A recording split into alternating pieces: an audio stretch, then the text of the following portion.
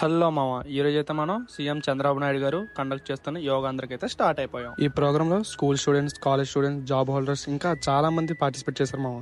Maximum school students కి ఈ programme అనేది ఏ గ్రౌండ్స్ లో జరిగేలా చూసారు. రిమైనింగ్ పీపుల్ అంతా బీచ్ రోడ్ లో చేయించారు. ఇంకా మీరైతే యోగాంధ్ర ఏ ప్లేస్ లో పార్టిసిపేట్ చేశారో కామెంట్ చేశాను మామ.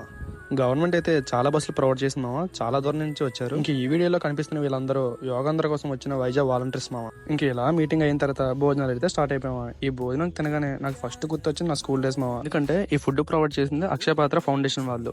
ఇంకా అలా భోజనం అయ్యాక మమ్మల్ని ఏ జోన్ కి అయితే అపాయింట్ చేశారో ఆ జోన్ కి అయితే మమ్మల్ని తీసుకెళ్లిపోయారు మామ. మొత్తానికి అయితే లొకేషన్ కి వచ్చేసాం. మమ్మల్ని అపాయింట్ చేసింది అయితే చేపల పాడ గో కార్టింగ్ ప్లేస్. ఇంకా వచ్చిన వెంటనే టైం వేస్ట్ చేయకుండా స్నాక్స్, మ్యాట్స్, టీ షర్ట్స్ ఇవన్నీ సిద్ధం చేసుకునేసరికి మార్నింగ్ 3:30 అయిపోయింది. ఇవన్నీ సిద్ధం చేసుకున్న తర్వాత కొంచెం ఎనర్జీ కోసం స్నాక్స్ అయితే ప్రొవైడ్ చేశారు.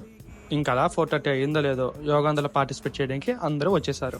యాక్చువల్లీ మమ్మల్ని అలర్ట్ చేసిన ప్లేస్ లో మాత్రం 1300 పీపుల్స్ మాత్రమే అలౌ ఇచ్చారు. కానీ ఇంకా ఎక్కువ మంది రావడం వల్ల ఒక టీ షర్ట్ కి 3 కొట్టుకోవాల్సి వచ్చింది.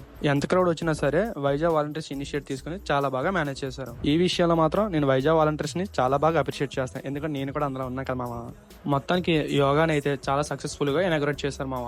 ఎంత కష్టపడినందుకు వైజాగ్ కి గిన్నిస్ వరల్డ్ రికార్డ్ అయితే లభించింది. అందరూ చాలా దూరం నుంచి రావడం వల్ల ట్రాఫిక్ అయితే చాలా హెవీగా ఉంది మామ. మధురవాడ నుంచి వెంకటపాలెం వెళ్ళేసరికి 3.5 hours పట్టిందంటే మీరు అర్థం చేసుకోండి. మొత్తానికి ఏదో ఇంటికైతే వచ్చేస్తా. ఇలాంటి మరిన్ని కంటెంట్స్ కోసం ఫాలో చేయమా.